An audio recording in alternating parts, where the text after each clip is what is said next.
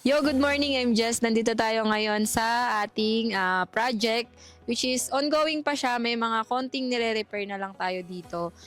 Yung lot area pala nito is 130 square meter. Yung mga binild natin dito is yung gate, yung fence niya, yung kanyang parking, landscape, pool, and yung unit po natin which is yung Amadeo unit. Tara, pasok tayo. Ito pala, yung binild natin dito, yung gate. So, tubular to, yung material na ginamit dito, tubular, tas pinaint, and yung FISM board or board cement na tinatawag.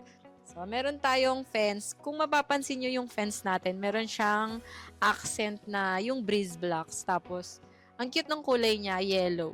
Favorite color ko yan. So, ito yung parking niya, very spacious. So, yung lot area nito is 130 square meter. So, kasya dito yung, siguro I think, isa, dalawang sasakyan or tatlo kung maliit lang.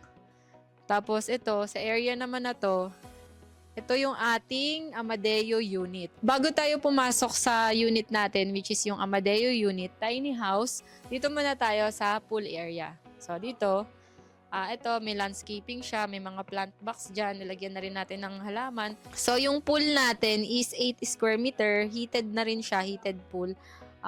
Pool with heater, tapos naka-elevate na rin siya. So, may mga stairs siya dyan.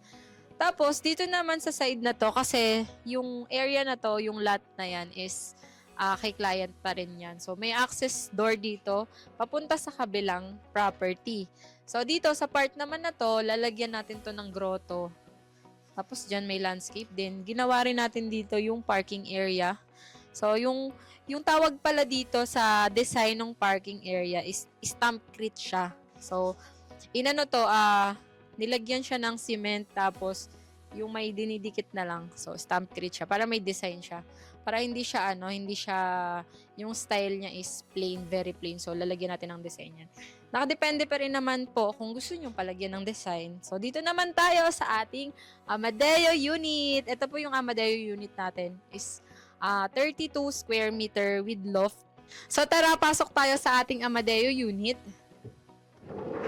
Ito pala yung ginamit natin ditong yung frame ng aluminum and glass is 900 series. So pagpasok natin, ito na. Dito may access door. May access door din dito papunta sa pool area. So ang galing no kasi yung mga access door niya is hindi ka na mahihirapan kasi ayan, hindi mo na kailangan lumabas doon. Gusto mo nang tumingin dyan, may nagsiswimming. Oh, swimming lang kayo dyan. So, may access door tayo dito. So, ayan. So, yung total area nito ng unit ng Amadeo is 32 square meter. Including na po yung loft natin. So, ito, yung table, naglagay na ng gamit si client. So, dito sila nagti-table. Tapos, meron ditong sink. So, pwede kayong maglagay dyan ng maliit na lagayan ng plato or dito sa ilalim, may cabinet naman tayo dito. Aluminum cabinet pala ito na kulay white. Yan. Tapos yan, yung sink nila. Tapos yan, kasyang-kasya lang yung ref. Diba? So, yan, dito naman. Sa part naman na to, ito naman, yung CR nila. Very spacious din ng CR nila. Imagine, tiny house siya, pero yung CR niya, spacious din. So, pasok tayo, guys. Ang ganda ng mga design ng tiles na napili nila client. So, ayan. Yung parang machuka yung style. Pero hindi siya machuka.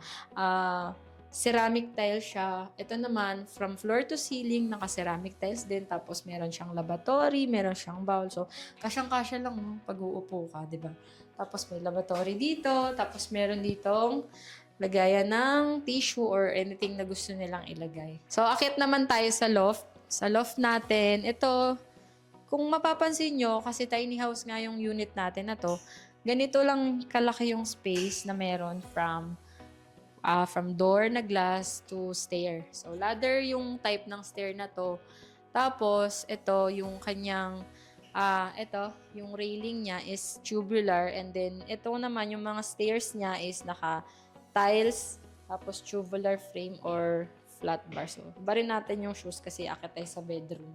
Parang bedroom na rin kasi siya kasi dyan sila matutulog. So, dito tayo sa taas. Yan. Ito pala yung loft area. Alam nyo, kasya dito yung dalawang tatlo or dalawang double size na bed. So, yan, 1, 2, 3. Tapos, meron din siyang window for ventilation. Tapos, tingnan nyo, 5'2" yung height ko. Mataas yung ano niya. Hindi kayo mauuntog yung pag umakyat kayo or nandito kayo sa loft. Yan, ganyan siya kataas. Tapos, nilagyan na rin nila ng aircon dyan. So, isang aircon lang yung nakalagay dito. Tapos, pag bumagsak dyan, lalamig. Yung buong area, mapapalamig niya na. Pero, depende pa rin po yun kung ilang horsepower yung capacity ng aircon na gagamitin.